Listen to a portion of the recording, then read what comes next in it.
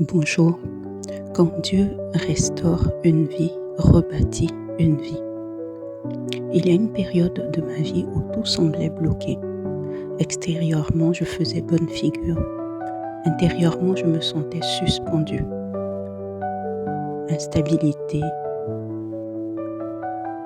problèmes de tout genre, professionnel, familial, administratif, oui, émotionnel, de situation, position sociale. À tous égards, j'étais instable. J'avais l'impression que ma vie n'avançait pas au rythme de mes capacités.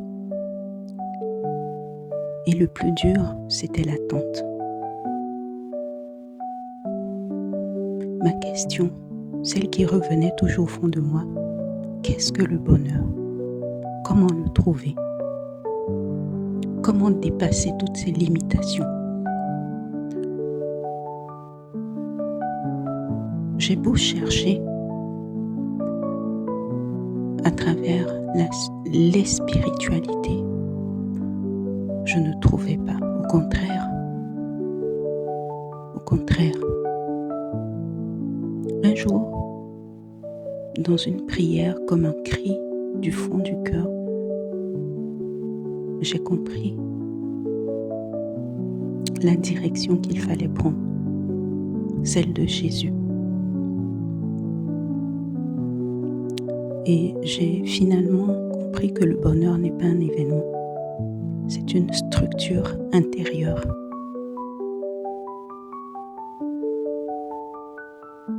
Je pouvais être en attente et quand même être stable. Je pouvais être dans l'incertitude et quand même être en paix. Rien n'avait changé autour de moi, mais quelque chose avait changé ou était en train de changer en moi. En fait, j'ai commencé à travailler au niveau de mon esprit.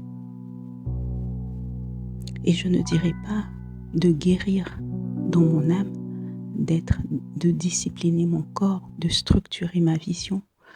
Non, en fait, j'ai été enseignée pas à pas à comprendre toutes ces choses dans leur profondeur. J'ai compris que la foi n'est pas une fuite, mais c'est une architecture.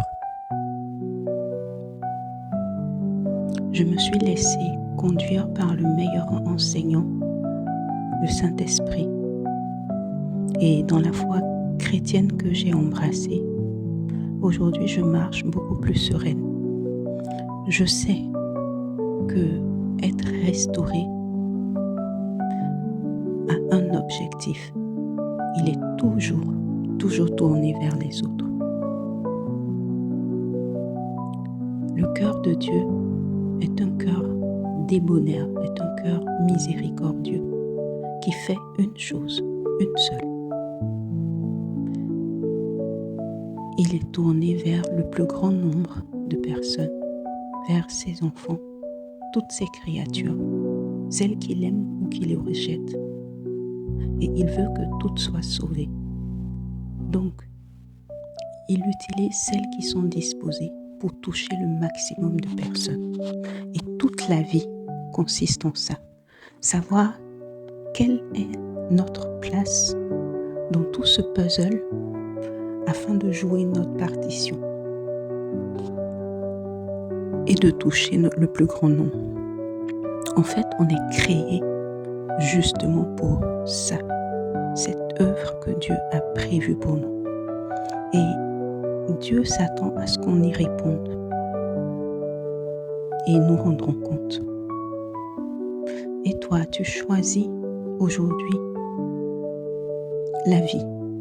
As-tu compris que devant toi, il n'y a que deux choix, la vie ou la mort? As-tu décidé de donner ta vie? Si oui, tu peux faire cette prière avec moi.